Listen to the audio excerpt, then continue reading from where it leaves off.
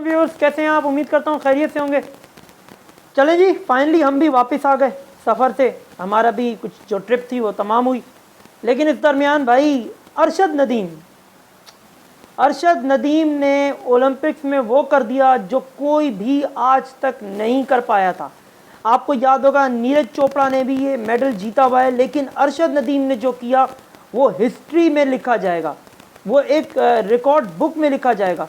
क्योंकि अरशद नदीम ने जो थ्रो फेंकी, जिस तरह जब अरशद नदीम खेले थे ओलंपिक्स के अंदर, तो इंडियन मीडिया उनका मजाक उड़ाता हुआ नजर आ रहा था। आंखों के नीचे गड्ढे पड़े हुए, एक वो है ना कार्टून बड़ी सी नाक वाला सुशांत मेहता, उसको बड़ा गलत जगह पे ना वो समझ जाए वहाँ पे वो कीड़ा है, तो उसको डॉक्टर ने ऑपरेशन वगैरह बताया था, लेकिन वो बाद में ऑपरेशन सक्सेसफुल हो नहीं सका क्योंकि कीड़े ने निकलने से इनकार कर दिया। बहुत कोशिश की, निकला नहीं, तो किया ये कि कीड़ा छोड़ दिया वहाँ पे, तो कीड़ा उसको रह रह के ना तंग करता है।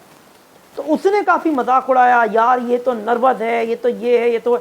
लेकिन अरशद नदीम ने भाई सबको कहा, ऐसा लगा वो नेज़ा उन्होंने उठा के लकीर के उस पार नहीं इंडिया में फेंक दिए, इस तरह उन्होंने थ्रो किया।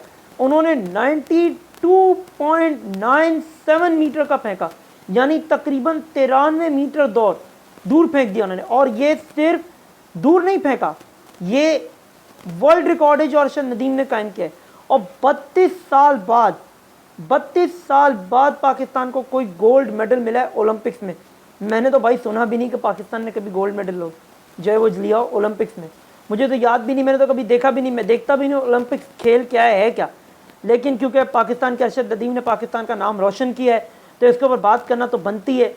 और जितनी उनको दाद दी जाए, जितनी उनके लिए क्लैपिंग की जाए, जितना उनको जो है वो अपने क्या नाम है सराहा जाए, वो कम है। क्योंकि जिस तरह वो एक गाँव से उठ के आए, जिस तरह उन्होंने गुर्बत देखी, जिस तरह उनको कोई सपोर्ट करने वाला पीछे नहीं था, उसके बावजूद ऐसी थ्रो फेंकना, ऐसी जान मारना, जब इवन तो सब थक गए थे, 70 से 75 किसी का आगे नहीं जा, उस वक्त भी अरशद नदीम ने 90 मीटर की थ्रो मारी।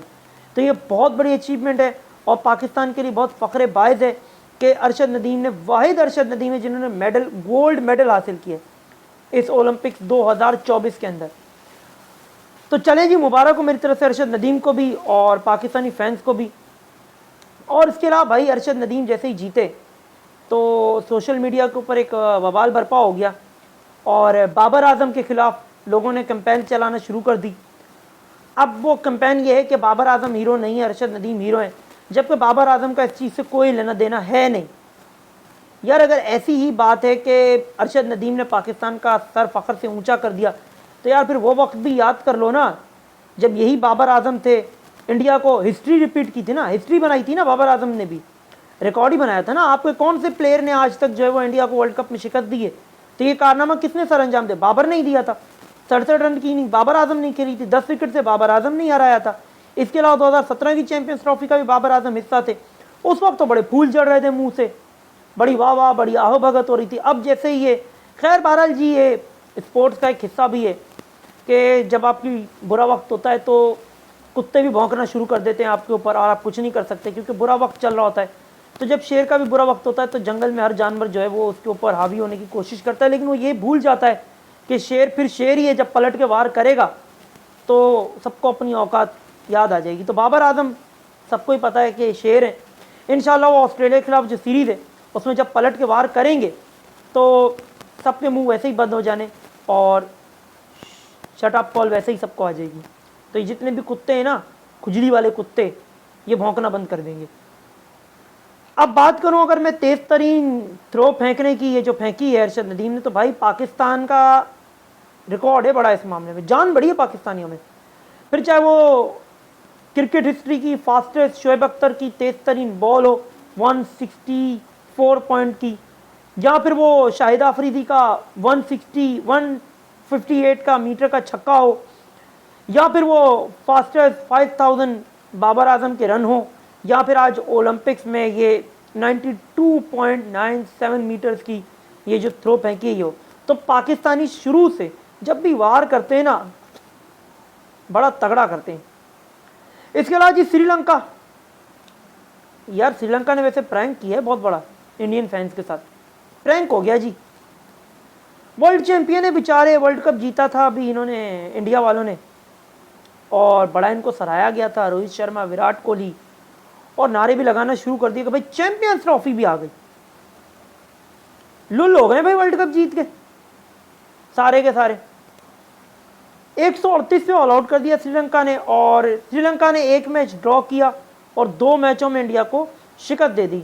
तीनों मैचों में मजे की बात यह कि विराट कोहली साहब एलबीडब्ल्यू आउट हुए, यानी उनको बॉल पता ही नहीं चली कि कब आई कब पैड से लगी और वो आउट हो गए। अब ये वही विराट कोहली है, वही रोहित शर्मा है, वही सारे प्लेयर्स हैं जो ये कह रहे थे कि हम यानी वर्ल्ड कप जीतने के बाद जिन्होंने T20 वर्ल्ड कप से जीतते ही रिटायरमेंट दे दी T20 क्रिकेट से, और उन्होंने कहा हम वनडे क्रिकेट खेलेंगे क्योंकि हम चैंपियंस ट्रॉफी जीतना चाहते। तो भाई चैंपियंस ट्रॉफी तो तब जीतोगे ना जब अच्छा खेलोगे। स्पिनर को तो समझ ही नहीं पा रहे। अब रोहित शर्मा ने मैच हारने के बाद ये कहा कि भाई हम हारे हैं, ठीक है, हम अच्छा भी खेलें, पास में पीछे हम अच्छा भी खेलें, तो हम इस हार से निकलने की कोशिश करेंगे और चाहेंगे हम कि बहुत जल्दी इस हार को हम बुला दें। लेकिन रोहित शर्मा का स्टेटमेंट बड़ा सवालिया निशान नहीं था। बड़ा स्टेटमेंट आया श्रीलंका की तरफ से, जो कप्तान है ना श्रीलंका के, उनकी तरफ से। उन्होंने कहा कि हमें पता है कि इंडियन प्लेयर्स फ्लैट पिचेस पर खेलते हैं, छोटे छोटे ग्राउंड्स में खेलते हैं, छोटी छोटी बाउंड्रीज पे खेलते हैं।